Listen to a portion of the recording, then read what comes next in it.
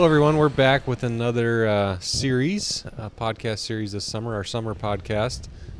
This will be our second season of doing it with Adam and Jim. They're the OGs to the podcast. We've been doing podcasts, I believe this is our second or third year. So we've got some fun things to talk about.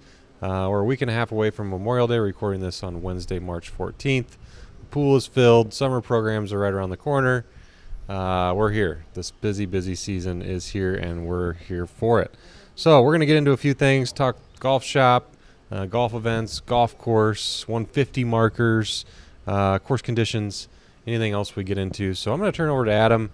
Adam, to say the tee sheet is busy is an understatement. How many rounds have been played to date this year? To date on the calendar year through yesterday, we're at 6,590, so 6,590 rounds so far this year. For April, we did 3,137, so definitely getting busy. Is that ahead of last year? We are behind last year. Spring wasn't as good in March. Yeah, it was cold. And I think did we open earlier or later? The previous year, yeah. We were open, 10 days earlier last year? Yeah. 10 days earlier. Sounds right. So, but we're not that far behind.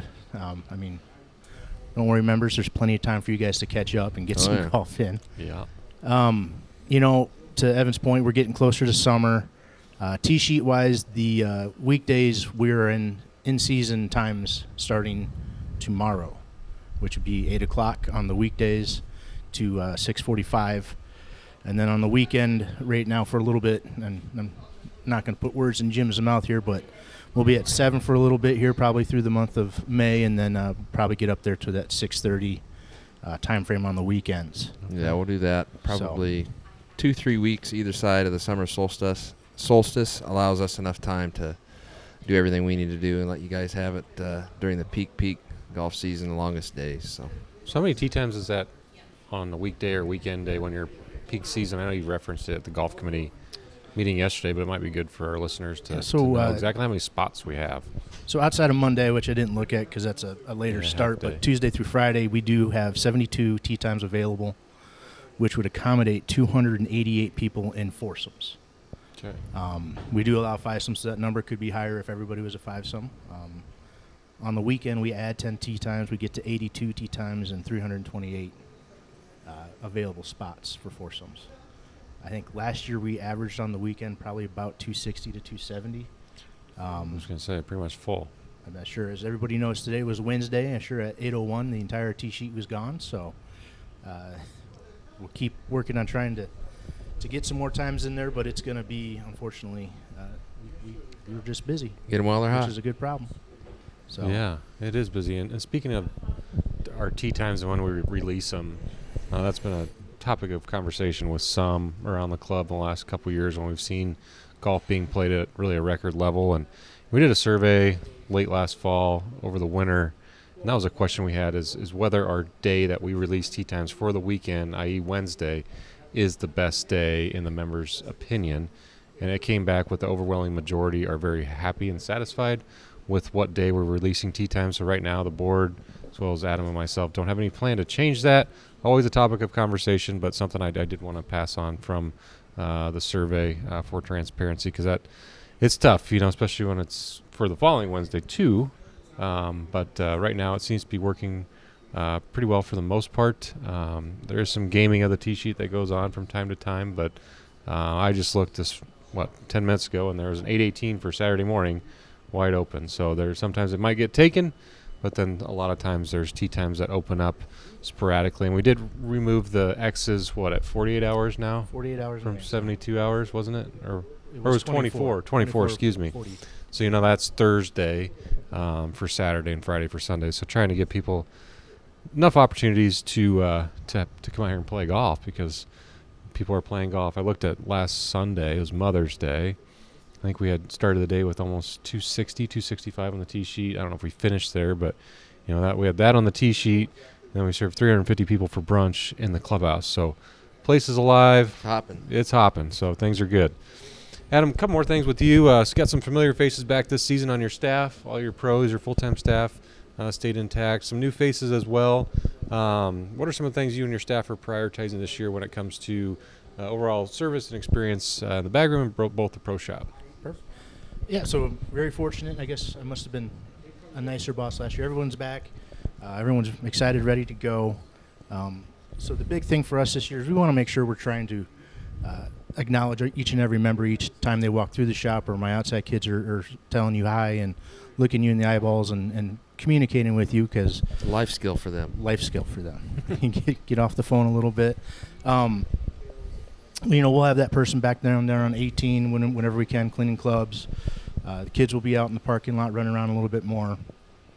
So that's probably our number one service level concern this year, is making sure everything, we're talking to you, greeting you, making sure your clubs are where they need to be and on the right cart and all that. So, we're trying our best with that driving range to make sure we can keep that staffed and stocked. And, it is harder when this driving range is across the road and you can't keep eyes on it all the time. How many balls do you think are hit every day? Like on a busy day? My gosh. So right now there's 16 stations over there. A couple hundred balls a Probably piece? 200 balls a piece in each apple crate, and we probably fill them 3 times. So, I'm not good at math. What's 200 You're looking times at 3? 600 balls, 1,000 I bet you're looking at like 7,000-8,000 balls a day. probably. That would sound That's about right. insane. So, but that's good. That means we're practicing. Hopefully, That's we're a lot of getting golf better. balls. So, Good thing we waited to move off the turf until last week, or we wouldn't have any turf. Huh. yes. And to that, in the driving range, you're going to see us every Monday. We'll be on the turf. Every Thursday, we'll be on the turf line. And there might be some additional days as we go through the year where we just say, hey, look, the range needs a break. We might spend this week on the turf line. Yeah. It's not going to be our intent, but as the actual turf gets used, we got to make sure we have that for the long haul. So Yeah. Maybe even look at, middle to late fall, potentially just going back to shut the it turf. down, Yep. back on the turf line. Yep. Yeah, a lot of balls over there. Okay, Adam, what else, what events are coming up? I know we got a big guest stag tomorrow, but Big guest stag tomorrow. maybe that's touch on a full. little bit of that and what people can look forward to. So our holiday events, I think we're over 100 already on the Memorial Day, which is Wow. the first time I've been over 100 this far in advance of one of those holiday events. So that's fantastic to see. Then you got the men's invitational in June. That's full. Ladies, we got a big schedule for the ladies every Tuesday is Ladies' Day. You got your ladies member, your Ladies Solheim Cup on the schedule, as well as the Chariot del Sol. Those should have full field events. So when that sign up comes live, which is 4 weeks in advance, if I'm not mistaken, 4 weeks in advance, these sign-ups go live, unless it's the member and the men's invitational. We want you to sign up for those, as well as I guess the Chariot del Sol has a different sign-up process as well. But we're expecting full events. So if you want to play an event, make sure you sign up 4 weeks in advance. Twilights, we got some great themes for Twilights. June is going to be Happy Gilmore. Mm-hmm.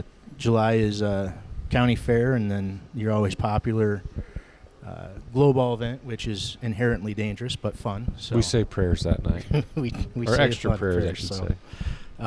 Yep.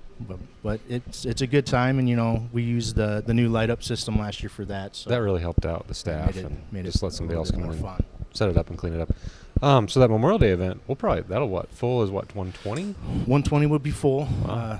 So that'd be 30 groups on the course, which Fill it up. fill it up. Let's get out there, support the club, That's win great. some money. I mean, if we get 120 people Oh, in yeah. that, the prize money should be pretty good. So Oh, yeah. Great.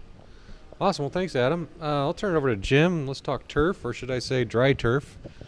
I guess not dry turf at Hyperion. We have a state-of-the-art irrigation system. But, Yep. Jim, how much rain have we got so far this May? I mean, a trace? Yeah, next to nothing. I looked this morning. We were just over 2 inches in April, and we're just over a half inch so far in May. So we just really haven't had much for spring rains like we typically anticipate here in Iowa. Mm-hmm. Law of averages says it'll come back to us. Hopefully not in flooding, heavy rains that make it too wet out there. But yeah, we're a little bit on the dry side. But like you said, the irrigation system, she's cranking. What are you putting on the golf course, the clubhouse grounds, in terms of gallons of water nightly? What is that number? Yeah, so right now the air temperature is pretty high. We've got Mhm. some breeze. The humidity is relatively low, so those are really strong drying days. And right now, the requirement, the schedule, so to speak, we're calling for 400,000 gallons, and that's a lot. That's more than I'll pump typically in the summertime, because in the summertime we have a lot more humidity, which helps us retain a lot more of that moisture. We won't do that for a long period of time. We'll probably bump it back down here over the weekend and into next week. We're seeing some more moderate temperatures and chances for rain and that sort of stuff. So 400,000 gallons. Would that fill the pool? So the pool is 300,000 gallons. that'd fill the pool once and then Some other pool. start in on another Okay. on another time. I couldn't remember the answer to that trivia question that he did a couple 300 years ago. gallons. Yeah, 300,000 gallons of water. We're fortunate. For those that don't know, we pull from a well down off of 3, right next to 3 Greens. So that's not city water. Our range is city water, but golf course, clubhouse grounds, that's all well water, as well as sometimes we'll pull from 14 if we need it. Yep. But fortunate to have the well, because that would be Oh yeah. expensive. So. It's very, very expensive at other places that have to buy that water. Yeah. So if you played golf recently, you've probably noticed the rough is getting very, very thick. The greens are recovering nicely from our aerification a couple weeks ago. Jim, how do you mow this property? What is a typical mow day? I know Mondays, Thursdays are big days, but if you could touch on for our listeners, how do you get this place mowed all 110 acres? Yeah, so Monday is our biggest day, followed by Thursday. Following the weekend, everything by Sunday, everything's a little bit on the shaggy side. And we'll typically mow 70 or 80 acres of the property that Monday, and we'll finish up probably 20, 30 acres, just depending on the weather, what sort of events we've had. If there was a corporate event that Monday that might cut us a little bit short. But rough we'll mow at least twice a week, sometimes 3 times a week. For sure, all of your in-play areas, especially that are really impactful, like in and around the greens, next to the fairways, we try to mow that at least 3 times a week. Your tee banks, we'll mow those, once a week, twice a week if we can. Let's face it, if you're playing golf off of the tee bank, you got a long day ahead of you. I've been there, though. Maybe we should get in Operation 36 with Sarah Bidney. I hate to admit that as well, but and then tees and fairways we're mowing twice a week. Greens we'll mow every day. Intermediates sometimes 3 or 4 times a week. It just depends on. So when you mow a tee, obviously you have to stop, or whoever's mowing, and pick up all those tees on the tee box, correct?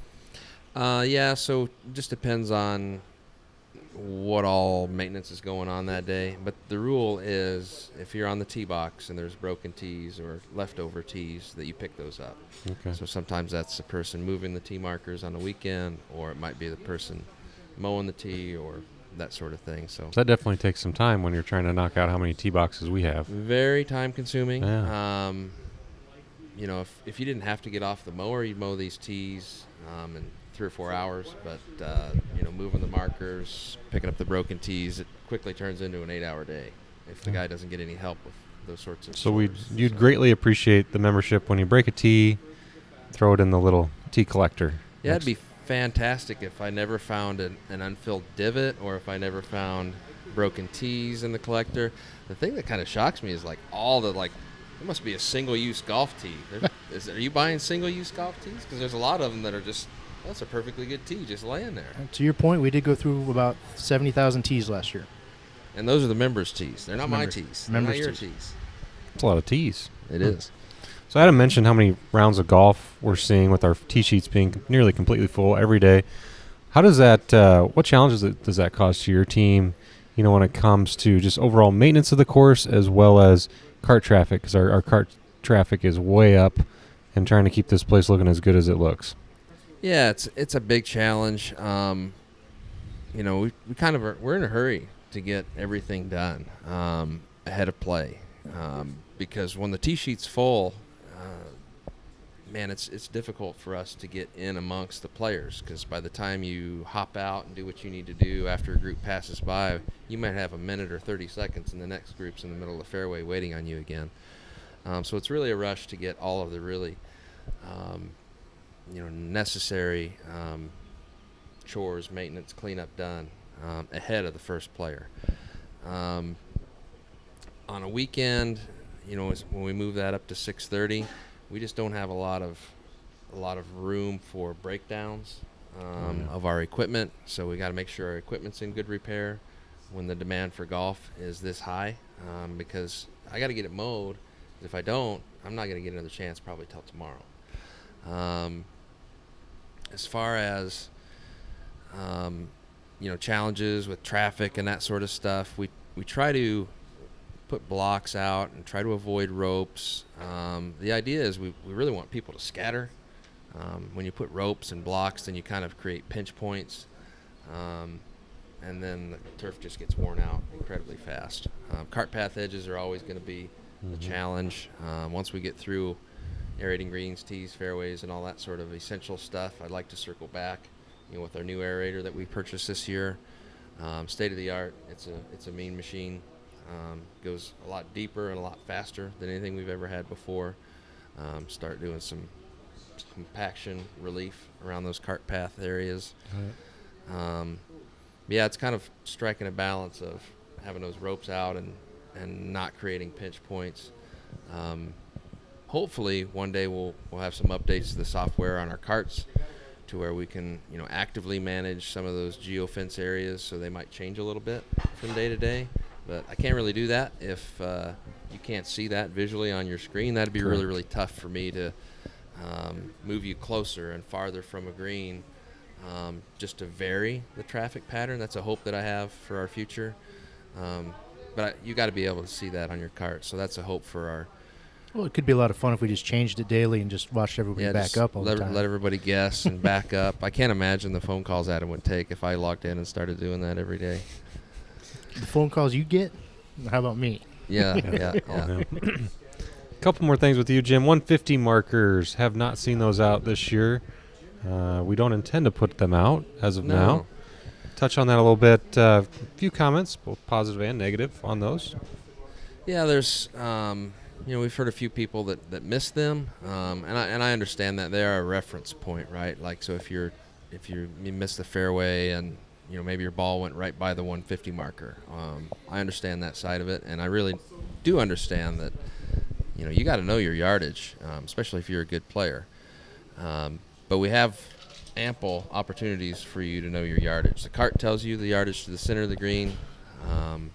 Your rangefinder, almost everybody has a rangefinder now. Sprinkler heads all have the yardage on them in the fairway. We've got new plaques last year that not only have the color but the yardage on them there. And again, it kind of comes back to that efficiency thing. The more stuff we have on the course, ball washers, benches, 150 posts, it's just more time for the guys to get off the mower. A lot of those machines will mow 10 acres an hour, but you got to keep them moving in order to do that. And those are, it's a small thing.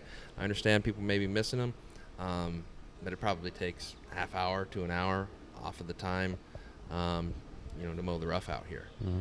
And time is money, especially when we got a full tee sheet. So that's kind of the thought behind that. Yeah, makes sense. Generally, I think it's better for us. In a cleaner look for sure out there. Yeah, most certainly. Good. So let's talk a little bit about your staff. Several people back, like Adam's staff, but some new additions. We've got a good team this year along with Adam's team. Yeah, got a great core. All of the full-time staff are back this year. They're going on a year and a half of this current group. Obviously, Chuck's been with us for a long time. I think it's his 26th year. Miguel, he's creeping up on 25 years, coming back year after year to work on the course. Oscar, Eric, 10 years. But we've got an influx of youth this year. Mm-hmm. A number of individuals that are interested in pursuing, maybe golf maintenance as a full-time career for their future. We've got an intern from Iowa State and a couple other young men that, think they might want to make a career out of this. And so we're trying to, teach them the pros, the cons, all of the ins and the outs, and give them kind of a really good look at what this looks like for a career, and trying to give them responsibility, teach them up, and talk about pathways that if they want to make a career out of it, how they could do that, whether it's education or association membership, that sort of stuff. So awesome. Yeah, excited to have them. Yeah. Well, again, both Adam and Jim's team both have strong teams this year, and so far they've been both doing a great job. And we received comments from the membership, both on the condition of the golf course, service in the golf shop, really everything. We're off to a really, really strong start this year, and we're just getting into it. So we got a long way to go, but we'll wrap things up here. We're looking at doing these monthly through August, similar to what we did last summer. Just provide full transparency with what's really going on in the operation, day-to-day operation, I should say. So we appreciate your time listening. We'll see you in June. Thanks, Adam and Jim. See you there. Thanks, Adam.